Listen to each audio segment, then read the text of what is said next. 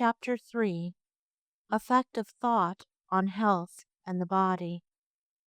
The body is the servant of the mind. It obeys the operations of the mind, whether they be deliberately chosen or automatically expressed. At the bidding of unlawful thoughts, the body sinks rapidly into disease and decay.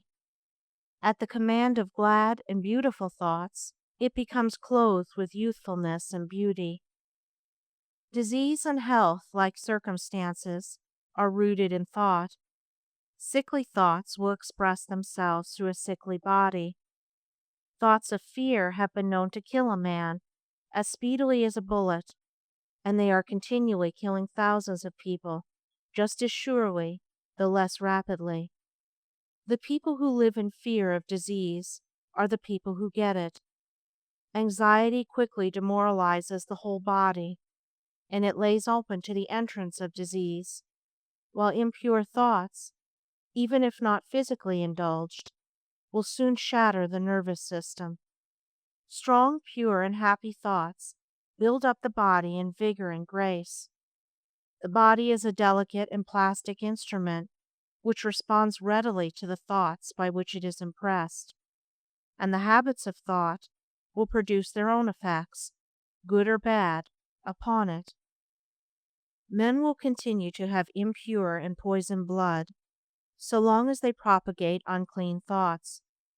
Out of a clean heart comes a clean life and a clean body.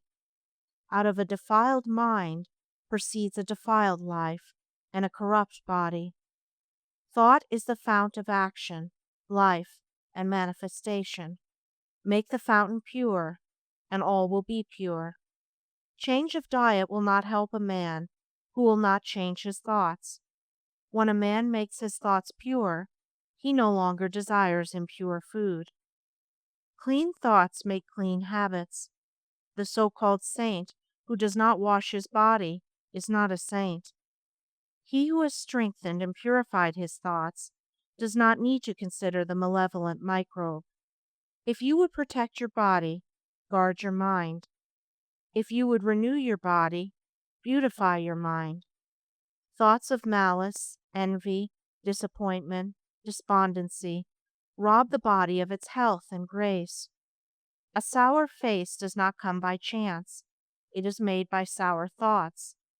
Wrinkles that mar are drawn by folly, passion, and pride. I know a woman of 96 who has the bright, innocent face of a girl.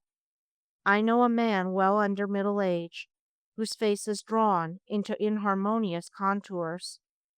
The one is the result of a sweet and sunny disposition.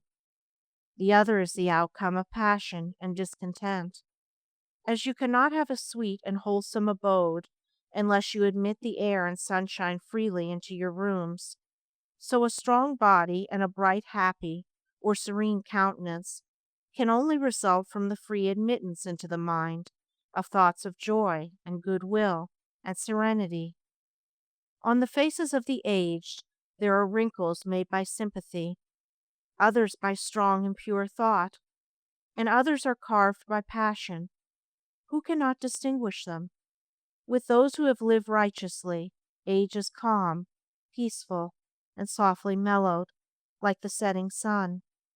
I have recently seen a philosopher on his deathbed. He was not old except in years.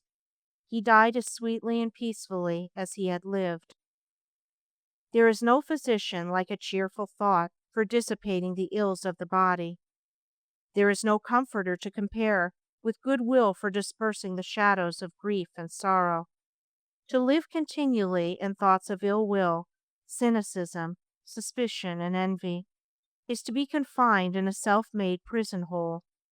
But to think well of all, to be cheerful with all, to patiently learn to find the good in all, such unselfish thoughts are the very portholes of heaven, and to dwell day by day in thoughts of peace toward every creature will bring abounding peace to their possessor.